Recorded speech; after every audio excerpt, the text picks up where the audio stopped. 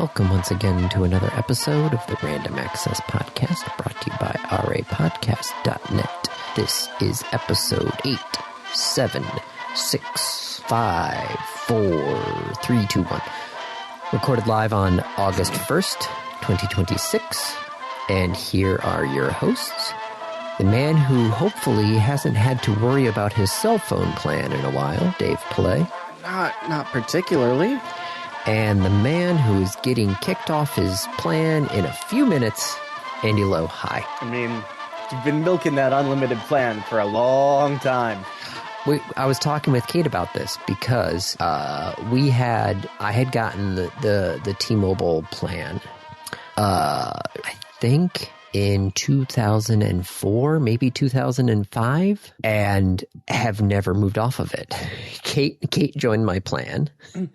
And we've had this same cell phone plan for almost, over 20, we think over 20 years. Been on the same cell phone plan, paying the same amount. It's gone up. Even in the last... You've gotten price increases. Yes. They can do that. Yes. About 10 years ago, the two of us for everything was about $80 a month. And this last bill was $101, I do believe. So yes, even though, our plan hasn't changed and we haven't technically gotten any price increases over the last 10 years. So I'm still on my parents' plan. I did not know that. Both Laura and I are still on my parents' plan. I mean, that should work. Added lines on our plan. I am one of the administrators of the plan. So in all honesty, I'm probably just never going to be off of this plan. It's just going to change who starts paying for it. Yeah, because if I remember correctly, adding a line on our old plan would have only been an extra $15 a month. Mm-hmm. So it's adding a line to the plan, easy. You're going to have to do it soon. Yep. And we're going to have to find out, because they sent me the text message saying, oh, your plan's going to do this and there's this thing here. But I looked on the spreadsheet that I think the T-Mobile report put out of all of the codes that people were getting moved to. And I was kind of confused. And then the 13th came and went, and I was like, hey, how come my cell phone plan didn't change? And everybody's like, oh, it's going to change at the end of your next billing cycle, which for me is in 15 minutes. Okay. So I'll find out, hopefully, tomorrow exactly how much we're paying, because they said, hey, your lines are going to go up $6 a line. Yeah. I'm like, okay, whatever. But both Kate and I were paying $10 extra a month for data. So I think on the plan, data is included in the base price. Okay. So we might actually be paying $8 less a month than what we're currently paying. But I don't know. I'll find out. We will indeed. God, man, 20 years. Haven't had to worry about cell phone plans or anything. Yep. It's going to change. Yep. Sorry. I mean, Civilization 7 is on sale. Do I have Civ 7? I don't remember. I don't think you do. No, I think I got 6. And I think that's because I finally convinced you that the correct way to purchase Civilization games is to wait for the first 2 expansions. Hold on, let me open up Play Night and find out. What Civ games do I own?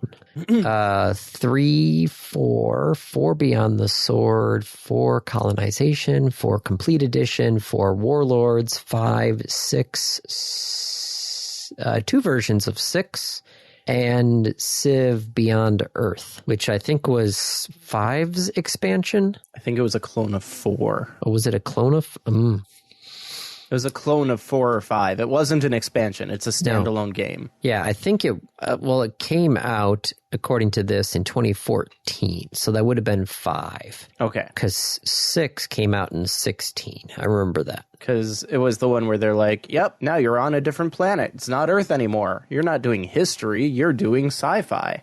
Ooh, man, Firaxis needs to get their shit together. Recent reviews, mixed. 47% of the last 800 reviews in the last 30 days are positive. Yep. I mean, they changed. They changed the game. Yeah, but like, it's not like the game is sacred. It's just like, if you aren't doing anything innovative with it, if you aren't making it good, people are gonna react. Mm-hmm. Dang, that's crazy. The beverage you picked, I need to take a swig here, is... Yeah, what did I pick? A&W's root beer float. Ooh. So not the mug one that I tried. Hamburger and whoop beer. Yep, this is... So let's see. Barks did theirs last year. We had the mug one a couple weeks ago, and now I'm trying the A&W one that came out. You ordered them alphabetically, didn't you? No. I lined them up in the back of my fridge. Ah, okay. So that's it's on the shelf in the back corner. They're all just lined up. And when I got a new one, I just threw it in there. So it's as... Do you keep adding the new ones to the end, or do you put them somewhere in the line? I put them somewhere in the line. Okay. Not bad. Still tastes like A&W root beer, but I get a little bit. I'm also having root beer. I have a 7.5 ounce can of Spreckers. 7.5 ounce can? Yep. Is a little mini can. That is a tiny can. It is, but you know what? That's really good. Because like a half of a can, which would be 6 ounces, it's just not enough. But like 7.5, this, like, I could drink this and be like, that was a drink. That was enough. I don't need a second one. Well, it's just like when I get the Happy Meals, they give me the little kids size fries and some apple slices. And that kid size fries is like half the size of a small fry, but it's just enough French fry to like be like, that was some good fries. Okay, moving on. Oh, see, for me, that's the opposite. For me, it's, that tastes really good. That was not nearly enough French fry. More, please. No, because I can inhale a large size McDonald's fries. And how many calories is that? 500. Probably. A large McDonald's fry is approximately 500 calories. Ask me how I know. Because you've looked this up? I've had to look it up, because I will easily sit down and inhale 2 large fries and a double quarter pounder with cheese and a large Coke. Yep. I've moved to McDonald's ordering the unsweet iced tea. Nice. So I moved to just not getting a drink.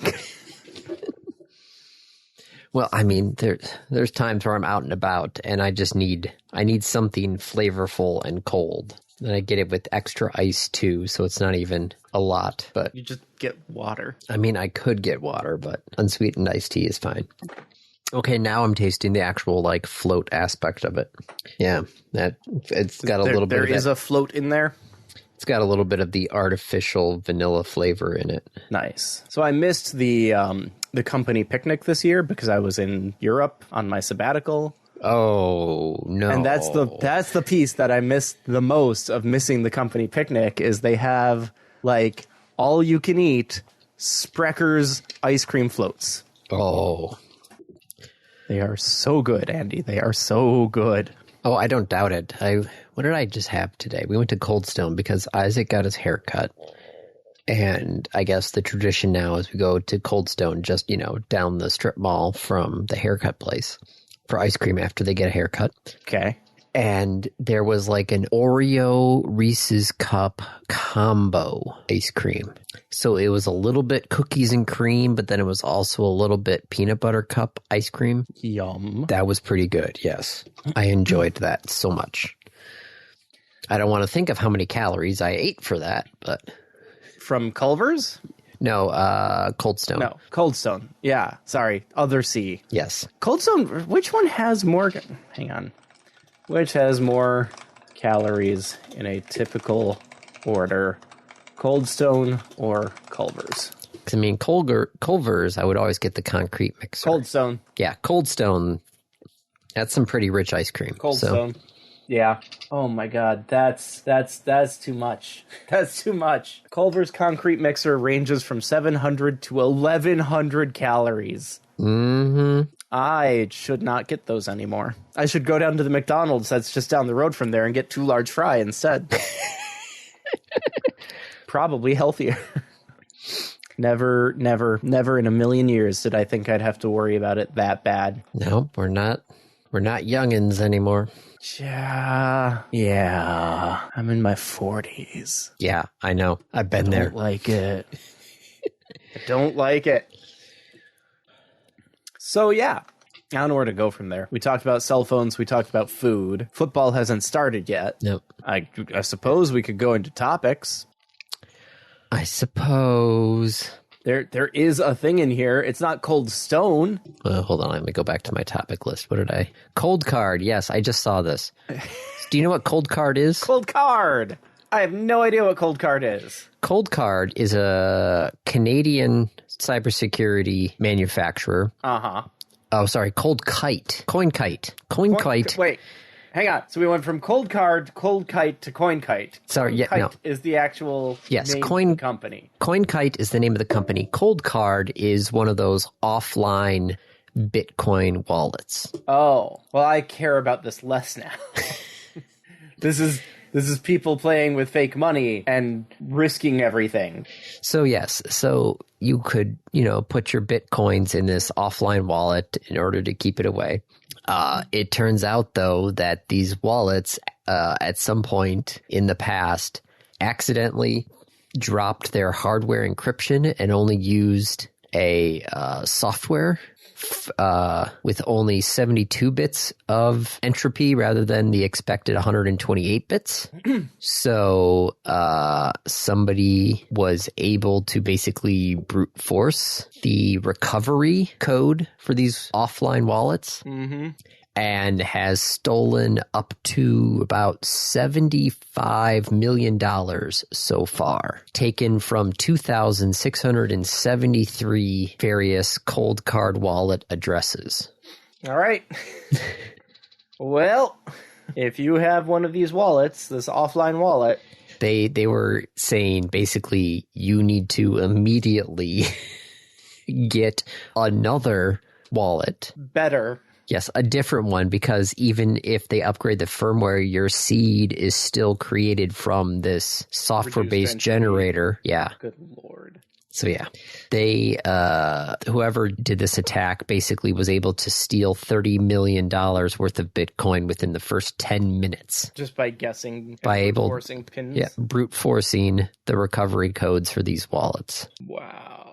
Well, Andy, now I've read this article. Yes. Which is a Bitcoin wallet article. Do you know how many Bitcoin ads I'm going to get now? You see, I just want you to know, everyone I see, I will blame you. I don't know what it says. Well, it says a bit when I keep on getting so many political ads, and the frickin' primary isn't until next week. Yeah. I thought you were going to finish with that with, like, all these political ads for Wisconsin. And I'd be like, ah, ha, ha, ha. No, your primary is a little sillier than ours. Our primary is just like, I'm in, I'm out, I'm out, I'm out, I'm in. What? I'm out. What? Campaign finance problems? What? I'm out. Okay, well then who was out and is now back in, but anybody who's already voted can't get their ballots back to change it from. Yep. Correct. That was just like McMurrow. I think, did she drop out after she dropped out after the absentee ballots had been printed, so her name is still on the ballot, even though she's officially dropped out. But it was after they were already printed and sent out, so they can't do anything about it. So, that's gonna be fun on Tuesday. Oh, is that when is our election? It's this week, right? Well, our primary is on Tuesday. I don't know when yours is. It's coming up. It is coming up because it's Wisconsin, August 11th. It's a week from Tuesday. Well, I really got to fill in my ballot. You will be out of the state. Yep, that's why I got to fill in my ballot and drop it off. My candidate is still in and is, in fact, likely going to win, which is insane. Yep. We live in interesting times. Yep. I actually did the early voting just to make sure, because part of me also just wants to like add numbers, add a number to the early voting and to show that people are doing it. So then hopefully more people will do early voting, and then therefore when I'm working the polls on election day, it's not going to be as bad. So, but we'll see, especially since they just consolidated the number of precincts in the city. So our precinct is larger than what it used to be. And if I remember, I did the math, and I think for the November election, I'm estimating have 1,600 people vote in person. Yes, I think it was 1,600 people, which is a lot. In what, 13 hours? 14 hours. 7 until 9. 1,600 people in 14 hours? Yeah.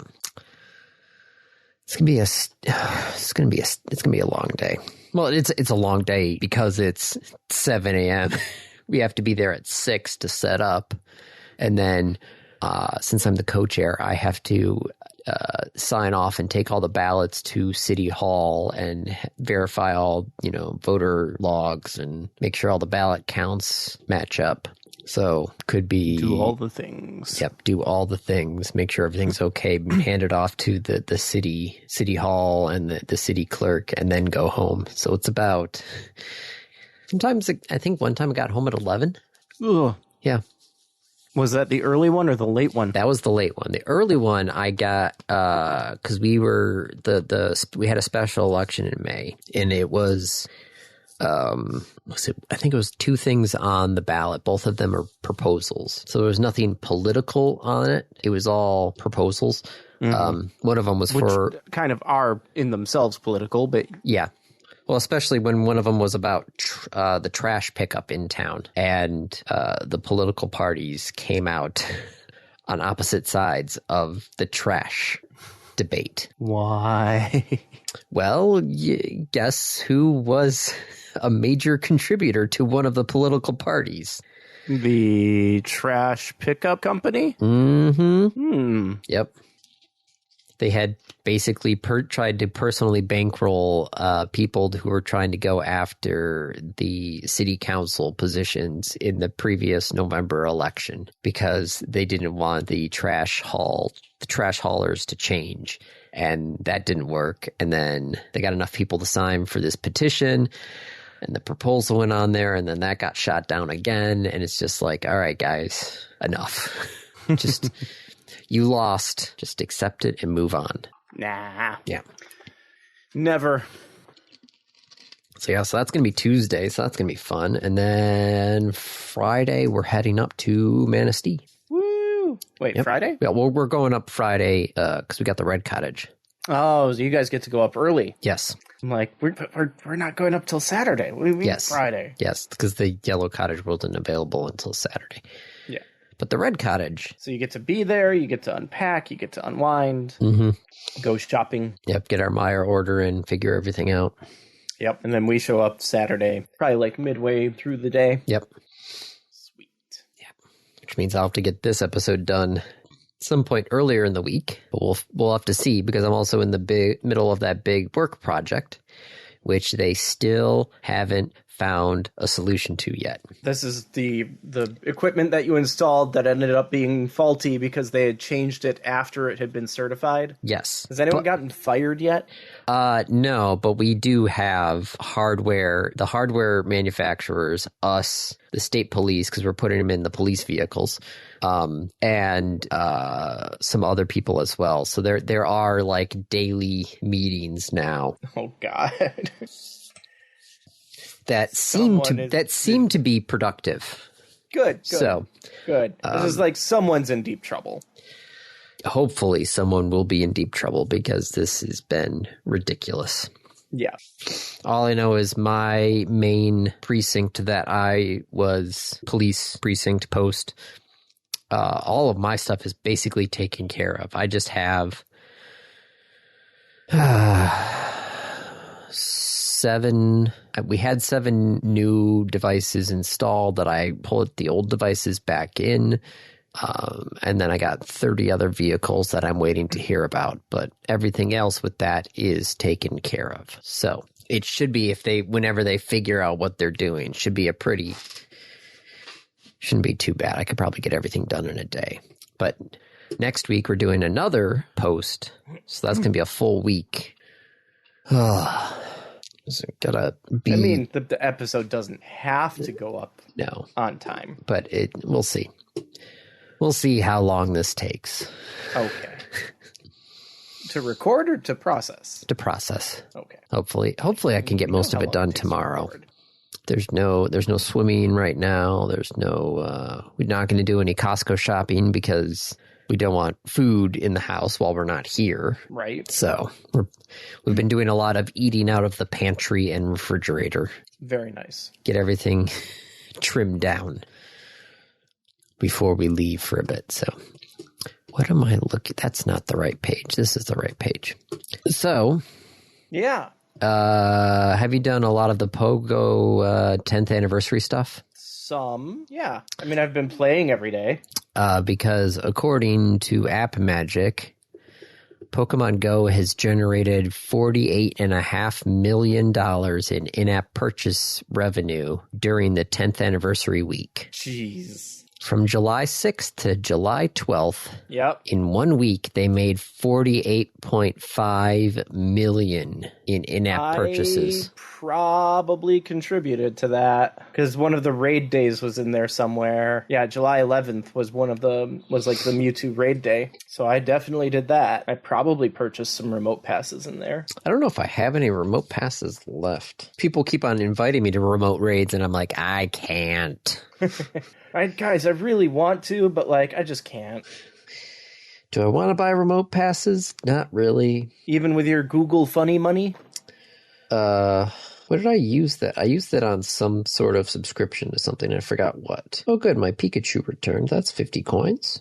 Hey, no, that puts me over 200, so I can buy some more Pokemon storage. How much Pokemon storage do you have, Andy?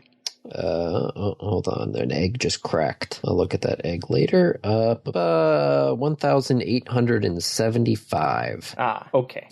You probably have 2,500 or something? I have over 4,000. Oh, never. I was off by a factor of 2. Andy, I have 1,049 shiny Pokemon.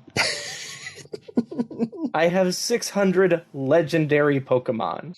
That is a lot of Pokemon. I'm looking forward to the fact that there are now multiple Pokestops at the cabin, though. That was nice when I went up there because I went up there with the siblings to do some cleaning start of the year. It's I drove up there. I got there first, looked in the gym, was like, oh, it's a yellow gym. Throw Isaac in there. Wait until about 11:58. Knock him out of the gym, put myself in. Sleep. Wake up, kick myself out of the gym with Isaac. Yep. Put him in the gym. And then, right before bed, kick him out, put me back in, sleep. It's like, okay, good. Both of us got our 50 coins for the day. And part of me was like, man, it's like, why did Isaac pick that other team? Why did he go yellow? And now I'm just like, I am so glad he went yellow. Because then I can, if it's any color gym, you can knock him out and put something in. Knock him out, put something in. If he's been in the gym for longer and nobody else is around to knock him out, I can knock him out, or he can knock me out. Megan keeps asking about when she can go, and I'm like, I don't have a cell phone. But I technically, I sort of do. I got my Pixel 6. It works. Alive enough to sign in, but then it crashed again. Oh. So it's almost there, but... Are you working on getting it further, or just nah? It's close. For some reason, I don't know if it was my cable or not, but I was trying to sideload the OS through the ADB sideloading because I didn't unlock the bootloader before all this went down. So my options are kind of limited. Right. But it had at some point gotten into the OS enough to actually make me sign into my Google account before it crashed again. I was like, oh, so it's mostly there. There's just something in the memory that's not letting it go. So I'm like, okay, if I can wipe the whole thing and get the OS to get completely loaded in there. Just do a full refresh. Yes. But I think it might have been the cable. It might have been my computer. I'm not sure. But I get about 47% of the OS loaded into my phone before something goes sideways. I mean, it sounds like there may actually be corrupted hardware. That's what, yeah. Like one of the memory chips might be dead. Part of me is like, how come there's not some sort of like check disk for phones? There probably is. You just don't see it. But is there like, it'd be great if I could like force my phone to do a complete run across, run across the whole memory, try flipping all the bits. And if it doesn't work, mark it as bad, cut that storage off my phone. I'd rather have it, give me 2 less gigs and work than have something corrupted in there and it not work because it keeps on trying to access a section of memory that is dead. I don't know what to tell you, man. I don't know. I mean, I keep on seeing one of our the casinos in Battle Creek. Always, they do a lot of hotel lost and found stuff on an online auction website. So if I really wanted to get an old iPhone, you could just wait. I could wait and see if somebody, doesn't bid on something that was a lost and found item at the casino, and then be like, use that, yeah.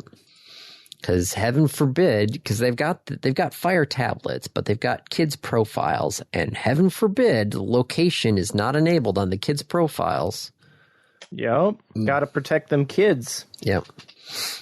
Well, Australia tried to protect the kids. I can swing off of this one. Let's go. Softball pitch. Yep. Australia put into government law that under 16s were banned from social media. How'd that go over? Well, it's been 3 months, and according to the eSafety survey, more than 8 in 10 Australian teenagers were still using social media. Yeah, of course they were. How do you want to enforce that? How do you even consider enforcement? They tried to put in enforcement, but then most under 16s who had social media accounts before commencement were able to either retain them or create new ones at the 3-month mark, with social media platforms' failure to implement effective age assurance measures cited as the main reason. Yeah, well, because they don't care. Yeah, they don't. They want... It's not on them if the user lies. Yeah. What are they going to do? Oh, we should have asked for their government IDs. You have to give us like your birth certificate. Like, that's not going to fly. That dog don't something. That dog don't bark. That dog don't bite. That dog don't bite. I don't know. There's some expression about a dog not doing something. That dog don't hunt. That dog don't hunt. I think that's what it is. That sounds right. Yeah. Well, the government says that they are looking to double the maximum penalty on tech firms that are failed to uphold the ban, which, let's see, what's the maximum penalty? Is it listed here? The maximum penalty doubling would put it at $68 million US for failing to... Per user or just total? I think it's maximum penalty for systematic failures to uphold the ban. Okay. Would be at... That's where they went wrong. Yeah. Because 68 million?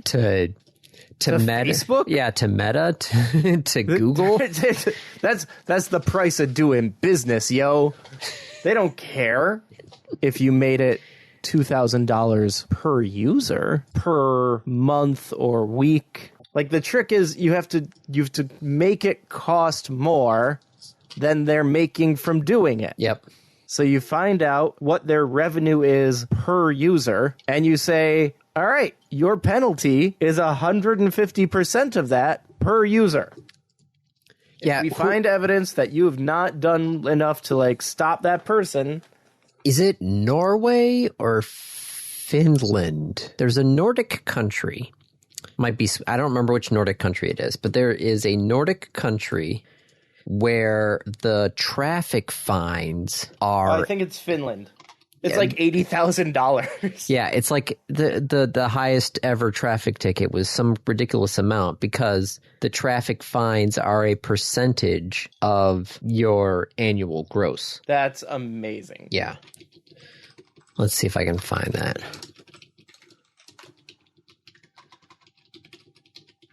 Income-based scaling for severe speeding. Finland. Finland, yep. Oh, there was a Swiss person who got 1.2 million 1.08 million Swiss francs, which is 1.2 million USD.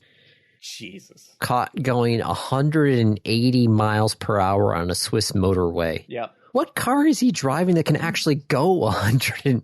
I'm like, Andy, I just want to point out, it's a percentage of their income. And it was a $1.2 million penalty, yep. I don't think he cares what kind of cars he's buying. Nope. That's a lot. Okay, this is going to be another tangent, but the heck, this is the random. That's what we're here for. Yeah. Go ahead. So, I was cleaning up my childhood room. Yeah. Going through all of my posters and everything. And I had, I was elementary school and so on and so forth. I, had that obsession with like cool looking cars, right? Like your Lamborghinis, your Ferraris, your Mercedes. And I was sitting there going like, I'm not sure if Isaac has that like, hey, that's pretty cool. Like, except it might be for Pokemon, but I feel like cool cars is like, wasn't it always like a ubiquitous thing with elementary, middle school kids? I mean, we had Hot Wheels. That's true. Well, he's got Hot Wheels. He was playing some sort of, he crashes them together. So I don't know exactly what he's doing with the Hot Wheels, but he has the Hot Wheels. That's also what our media was, right? On TV, it was the dudes with the cool cars. What it was is we got secondhand James Bonded. We were watching media that had been created by people who had watched Sean Connery and Roger Moore in their Aston Martins. Okay, yeah. That's my take on it. Did you see that there's going to be a Matchbox movie? Why? I don't. Why is there going to be a Matchbox movie? I don't know. I thought it was a joke, but it turns out no. They're making Matchbox the movie. I do not understand. John Cena has been cast as the lead. Can I just say I am very excited to see John Cena in Coyote vs. Acme. Yeah, yes, I'd rather see him in that. I was just like, Matchbox the movie? What? Like, I'm really excited to see John Cena because he's playing like the straight man CEO against Looney Tunes. All right, here's the premise of Matchbox the movie, according to Wikipedia. Yeah. Spy and former soldier Sean Walker reunites with childhood friends only to be drugged and kidnapped by a group looking for a nuclear warhead. The CIA believes Walker and his friends stole the nuclear weapon, so the group decides to re-steal the bomb and clear their names. Is this the Wish version of Fast and Furious? Is that what this is going to be? This is Temu Fast and Furious? This is Temu Fast and Furious? Is that what this is? It sounds kind of like it. Oh, the movie is set to be released on Apple TV on October 9th. So they're not even going to put it out there. They're like, no, Apple TV's good enough. Oh, do I have that Netflix topic on the list? Yes, I do. Okay. Nick Cage made a movie called Fortitude. Okay. And the production company for the movie was called Op Fortitude. So it was probably a production company created for this movie specifically. Yeah. So they are shopping it around looking for a distributor, right? Okay. So they contact Netflix and say, hey, would you guys, be interested in releasing the movie we made? Netflix says, we'd love to see it, can you give it to us on an unencrypted hard drive? Production delivers it to Netflix. A week later, they contacted the production company and said, hey, somebody stole that drive and a couple other drives right off a Netflix desk. Yeah. Someone stole a good amount of drives from our office desk this past week. Yours was one of them. The unencrypted, has the movie on it. Yes. They specifically asked the production company, according to the lawsuit here, because the production company is now suing Netflix. They said that Netflix had allegedly asked the production company to lock the drive prior to delivering it. So, yeah, the production company is now suing Netflix that they want at least 2.5 times the production budget, or $112.5 million. Jesus. Why? Why insist it be an unencrypted drive? Why not just hey, can you get us the file, or can you get us a drive with it? Yeah, encryption's fine. We'll just we'll organize a password handoff. Oh my God. I don't often feel bad for Nicolas Cage, because I feel like most of the time he's done it to himself. But this sucks. This is no good. Yeah. So now they're well, the value of this is probably going to be way lower because someone has it. Someone has the movie. Netflix doesn't know who. They said how they just have no idea who took these hard drives. Okay, so yeah. So they said, okay, here's the drive, make sure that you desk. Yeah, well, they said at the production company asked Netflix in person and in writing to agree to delete any files transferred to a projector during screening and arrange to promptly return the hard drive after viewing. Days went by. Netflix acknowledged it received requests to return it, but it failed to arrange its return. After more than a week passed, Netflix stopped responding. Finally, they... You know someone at Netflix was yeah, we're just not going to reply. We don't know where it is. But we're looking, and maybe it'll turn up. Yes. Netflix claimed it had been on high alert for a week while working with security teams, but they had no luck identifying the thief or recovering the stolen drives. Netflix had known about the theft for days or even a full week, but did not notify the production company. So, yeah. Yeah. Well, now I want to write a self-destruct script for explicitly for Hollywood, where if it doesn't phone home within a certain amount of time, it just destroys whatever's on the drive. I mean, that's a smart idea. Feels like that could have saved a lot of money here. Yep. So Netflix is, of course, maybe going to pay? Well, they're arguing that's not their fault. Is it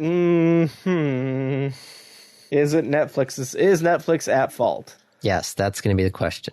I mean, legally, not really, probably not. Morally, definitely. If you insist on getting a non-encrypted thing of sensitive data, it is your responsibility to manage that sensitive data. It is also your responsibility to let your partners know if someone stole it. If it's not where you set it down, your first phone call should be, hey, I don't really want to alarm you, but we seem to have misplaced it. We're investigating right now, and we've escalated this to security. Yeah. You don't just hope it goes away. That's the 6-year-old method. Did you lose it? No. Where is it? I don't know. Oh my gosh. The amount of, where is that? I don't know. Also, the fact that I love it, Isaac came up to me and it's my thumb hurts. Okay. How does your thumb hurts? Okay. Is it cut? Is it bleeding? What's, and he shows me his thumb. His thumb looks normal. I'm like, okay, so what hurts? And he taps it and he's like, it hurts when I press into my thumb. I'm like, okay, well, when did it start hurting? I don't know. Oh, I can't hold him for I don't know when it started hurting, because that's definitely happened to me. How long has that been a problem? I don't know. I just noticed it. Yeah, It could have been going on for weeks. Yeah. Now that I think about it, yeah, there have been times where Kate's looked at the back of my hands. She like points to a cut and goes, "How'd you get that?" Oh. I went to my allergist and they're like, "So how long have you been itchy?" And I'm like, "I couldn't tell you. Months, probably, maybe weeks. I don't know. Potentially years. Let's just go with years." Let's see. Other movie news. Atari has signed a deal with Universal for making... Hang on. I'm going in my head and I'm trying to trace the mergers and acquisitions, because isn't Atari owned by Warner Brothers? No, I think Atari is Intellivision, isn't it? Is Atari owned by Intellivision?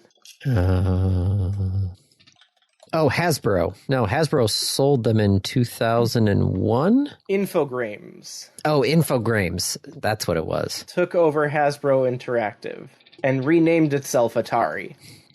Because if you have the name of Atari, if you own Atari and your name is Infogrames, you probably just want to name yourself Atari. Yeah. Right. So, Atari. Okay. Signed a deal with Universal Studios for them to produce entertainment, possibly movies, for 10 Atari IPs. Okay, hang on. Which Atari IPs? Do you want to take a guess? Pong. Yes, Pong is on the list. Centipede. Yes. Asteroids. Yes. Adventure. Yes. E.T. No.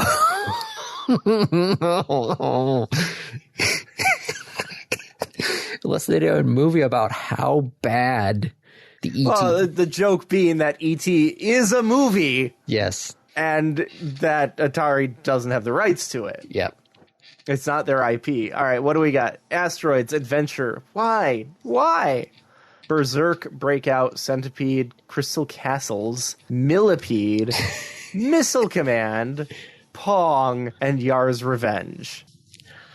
How is Breakout going to be? Wasn't that Pixels? Wasn't there an Adam Sandler movie that was basically that? Yeah, I think so. Yeah, where like the retro video games came to life, and there was that giant like Pac-Man, and like supposedly like Pac-Man's creator came up to him and he tried to like talk to Pac-Man, and Pac-Man like ate his arm or something. I haven't actually seen the movie. It was aliens that had like modeled after video games.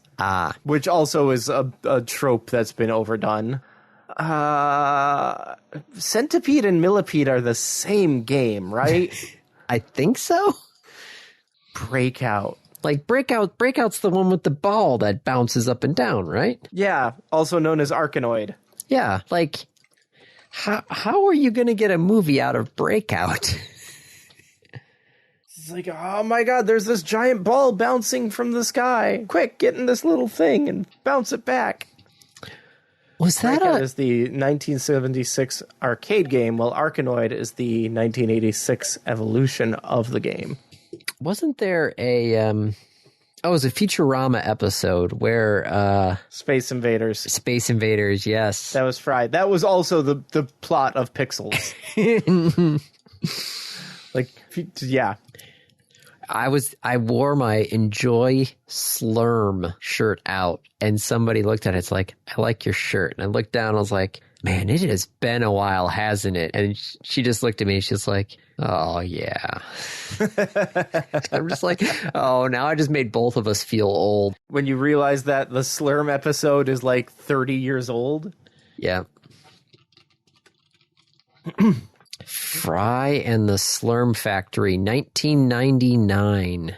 Yup.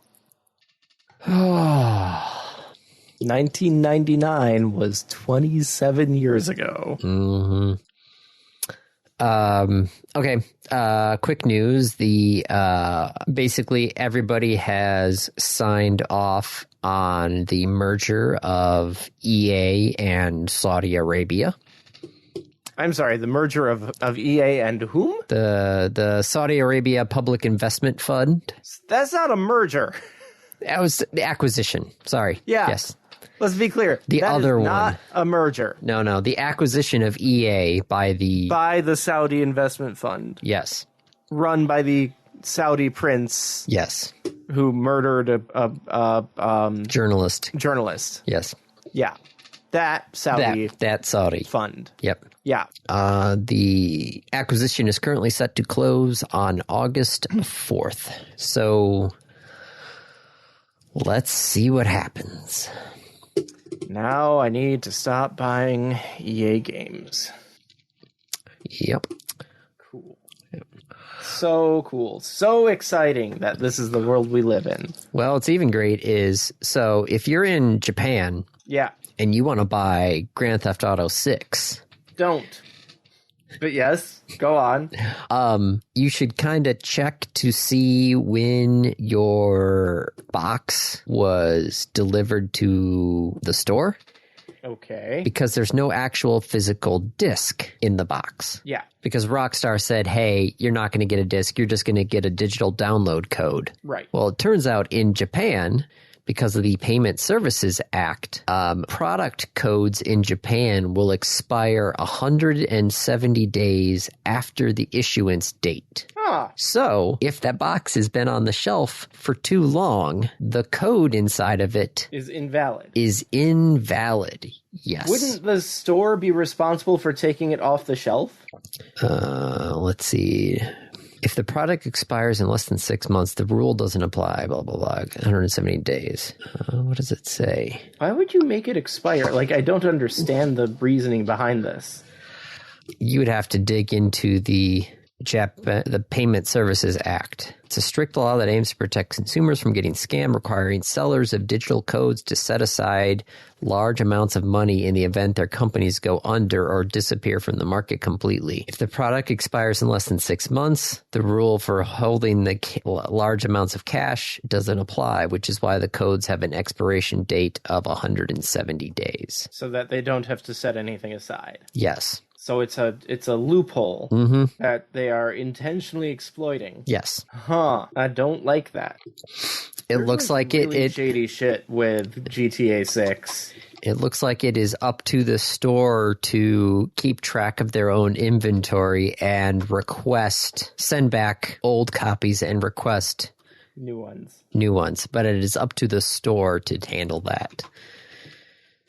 So, not sure what will happen. Shady crap.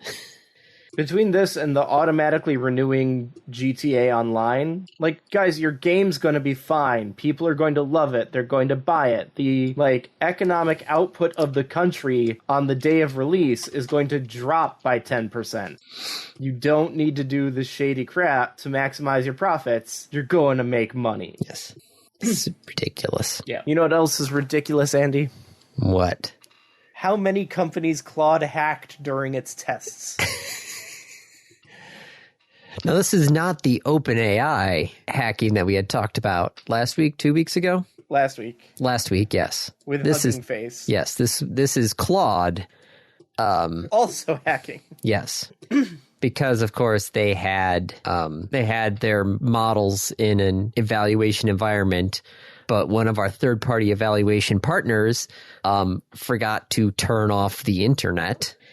And so the three... Sorry. Yes. So the models thought they were in a sandbox. Turns out they weren't. And so the models, thinking that they were in a sandbox, treated the internet paths as part of the sandbox. It was not, though. Yeah. Operating under the false belief that all accessible entities were intended to be in scope for the exercise, Claude compromised the impacted organization's infrastructure using basic techniques such as exploiting weak passwords and unauthenticated endpoints.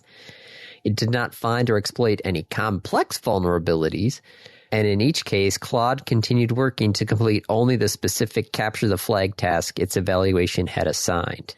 However, in some cases, our older model continued its attack even after getting evidence it was running on the open internet. Our latest model stopped once it recognized it was on the internet. In none of these situations did Claude exfiltrate itself or deliberately attempt to escape its test environment. That you know of. Yeah. Sorry, we released it into the wild. Sorry. That it's fine. It didn't do anything. Sorry. Oh, Mythos 5 figured out that it was not in the thing anymore, but reasoned its way back to the conclusion that it was still in a simulation. Wait, well, I'm on the internet, but what if they just added the internet to the simulation? Yeah. Yeah. Can I think I can say this without giving away too much. Every day that I have been back from my sabbatical, so we got back a month ago. Yeah. I've been working on security. Every day that I've been back, I've been working on security. Just gonna leave it there. Yeah. Well, let's... Oh, this is kind of funny. So Xbox revenues Yeah. down 1.7 billion. Okay. The revenue was up. They raised their prices. Yes. So yeah, the Microsoft announced this is their fourth quarter. So they announced their fourth quarter numbers. The personal computing revenue, including Xbox, was 12.9 billion, which was down 4% year on year. Xbox specifically, content and service revenues fell 10%. Hardware dropped 13%. So yeah, Xbox down. Microsoft, though, as a whole, revenue 90 billion, which is up 18%, and their net income was 35.8 billion, up 31% from last year. Because of cloud computing. AI. Yeah. Cloud and AI. Yep. Definitely. So it's one of those things where it's like, okay, yes, Xbox has problems, and the new Xbox CEO says, okay, we're going to try and fix our problems by fiscal year 30. But still, you look at, 10% decline on Xbox, that's still kind of a drop in the bucket for Microsoft itself. Yeah, but there's a yes, but. Yeah. If your division is not bringing in revenue, or rather not bringing in profit, then maybe it's better to get rid of the division. Mm-hmm. Microsoft made a lot of money. They would have made more money if they didn't do their Xbox division. True. So Asha has to convince them that, we will be profitable. The losses that we are experiencing now, technically they're still profitable, right? Their revenue went down, but it's not like they're losing money. And this was not unexpected. Right. The analysts basically had predicted something along these lines. So this is not an unexpected loss. This is right. Yeah, you guys were going to lose money, and you guys kind of lost the amount of money we thought you were going to lose. So, and again, revenue plunged by 1.7 billion doesn't mean they're running at a loss. Yeah. It just means they're not running as high a profit as they had been. So I believe that Asha is just saying, yep, we know it. We're working on it. We'll get it back up there. Yes. She says, we will not live on past successes or be trapped by past failures. They want to build long-term plans of our biggest franchises across film, television, consumer products, sponsorship, live experiences, and form partnerships globally, including China. Well, yeah, of course. I feel like Xbox in China is kind of like their untapped market. I mean, Sony and Nintendo have gotten their hands in there, but Microsoft, for some reason, just hasn't cracked that nut really all that well. At least that's my personal opinion. They also want to invest in Minecraft more than ever before. Well, yeah, because Minecraft is it's your moneymaker. It's your moneymaker.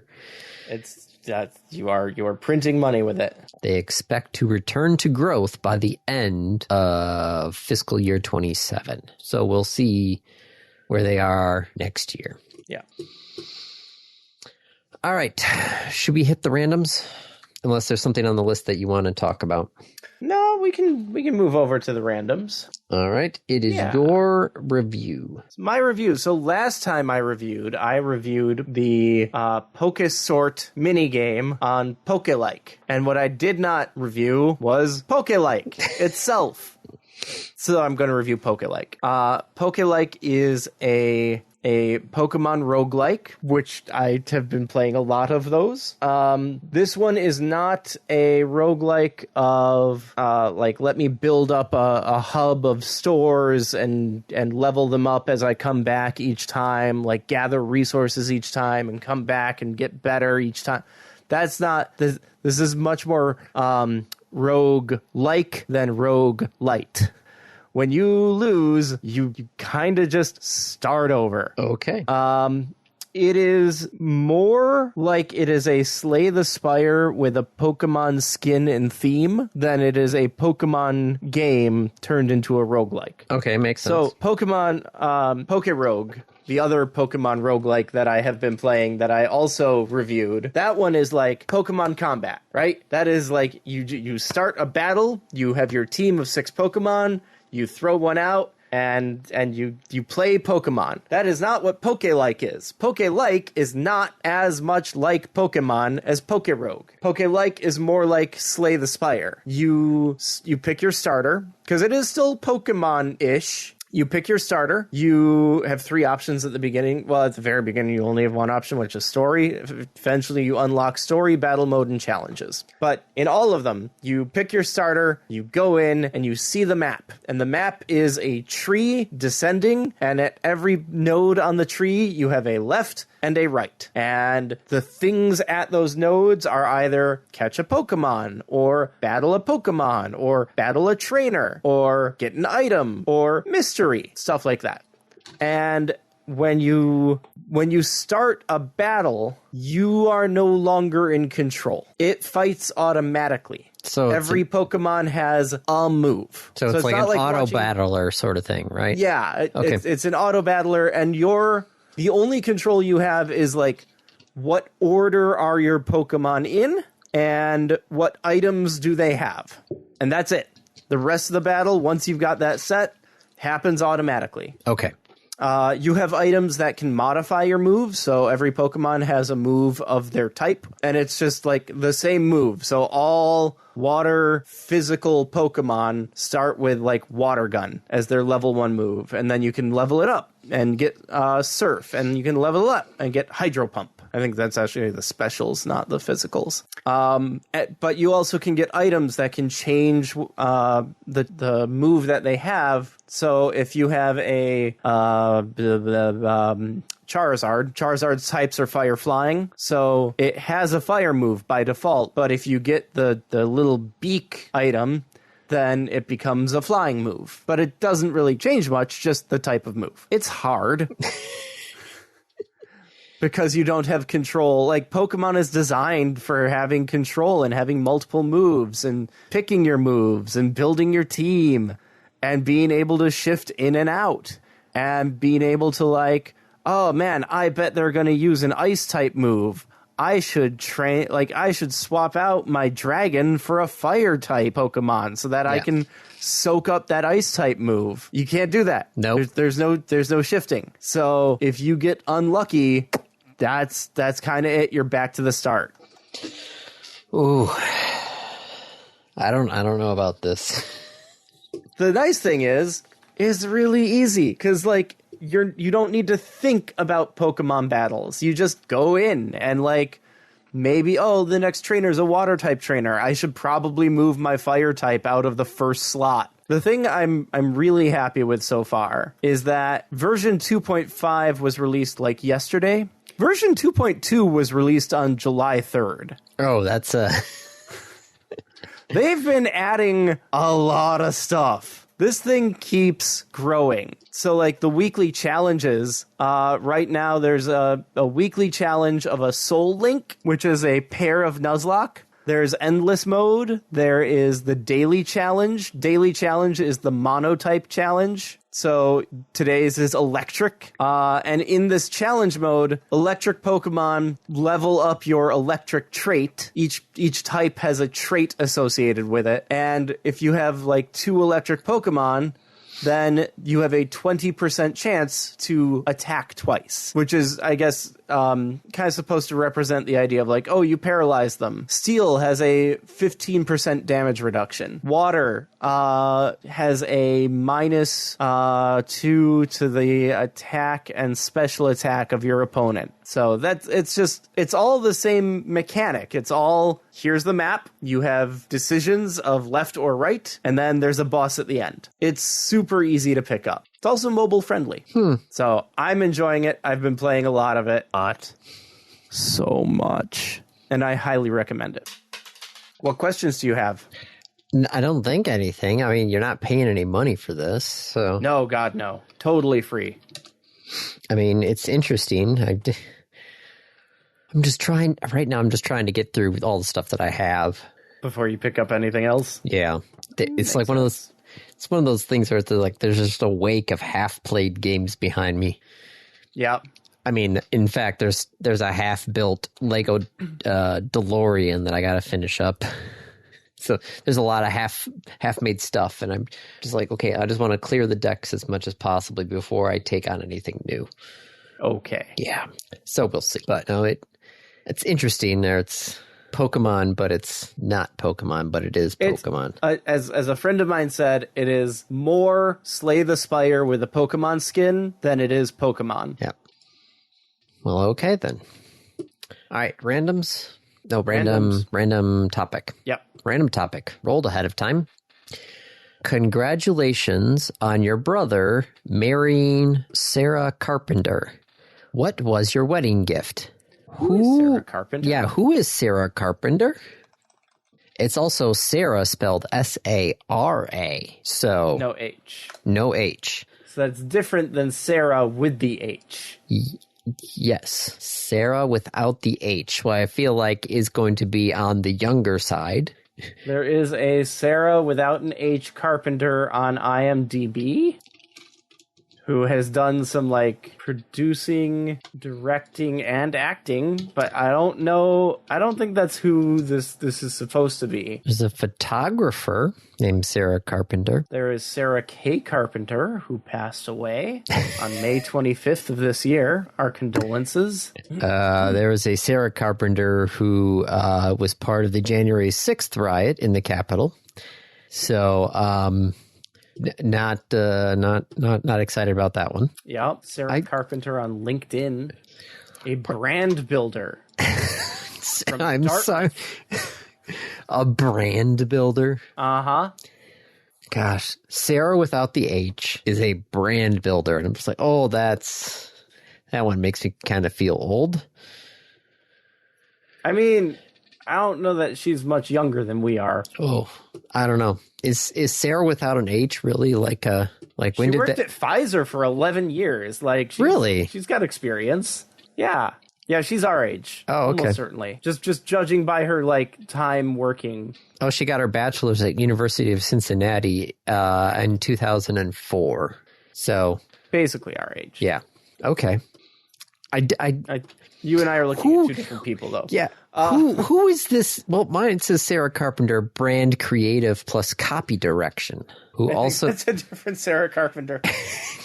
Who is Sarah? That's all I'm going to do is I'm going to wait till tomorrow morning and I'm going to text Hans and be like, who is Sara Carpenter? Didn't you get the postcard?